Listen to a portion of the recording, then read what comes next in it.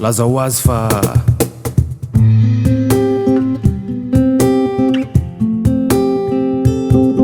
Kasia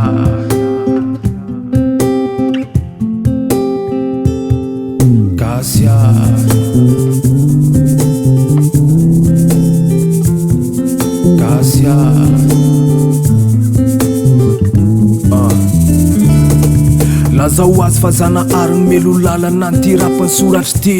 rapy salama tsara mafeny fepetra satria alohana tô tanaty kapily nafangaro fanay masina sy tsodrano no tondrahana py rapy vo afatrafatra tsara talohan'ny elany tety ho tahiny ara-mandroso atokantranonao ary ho tahina raha miverina ty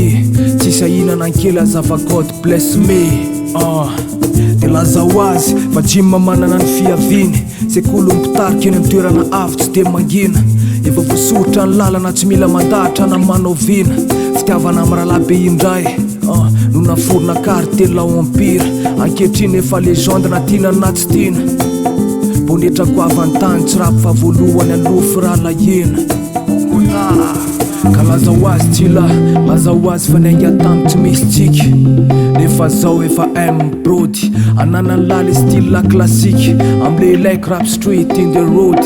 studaka matamana tsy misy alahelo fa ny masoandro no tsy mety mody aza maiky elahy fa efa be ny maiky ny vitany lahy manodidina amin'ny rangorango efa miodiody de lazaiko ihany koa fa manana filaminana anatiny zay azoko avy ety ivelany la ianjeliko mpanohana anahy no sady mamono mamelana isorako ny fanohanana sy ny fotoana rehetra ny foretana hovaliko avy roenyreny amin'ny fotoana ho avy fa manana faharetana matoa ela voatoneto de toetra ho tomboka se fa tsy fafinaretana miserana toizako ihany ho afikambanana mpitarika GSK sy jedy rahalahy iringiry lisa narakanatra narakevitra tsotrano no meko mandry soasina tsy hemitra raha sanatrillisanao levina lasa lohaka zany ho sepitra kadona tratra be ho azy rehetra nandray anjara teny an-dalana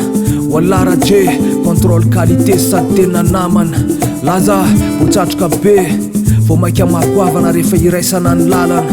fanatsana ho an'lisany zananana androany zamanana mbola ito amin'ny ho avy fa tsy hifarana fisaorana lehibe ihany koa ho an'ny fianakaviako anisan'ny lehibe indrindra na de tsy voatonona loha ho an'regniko na tsy otsony ary izy no angovo manosika ny fitopoko ny fo tsy manadino ny fiaviko tarana karakotondra-jo tsy akanavaka fa nareo rehetra anatin'ny fo ka misaotra tompoko misaotra indrindra tompoko Jim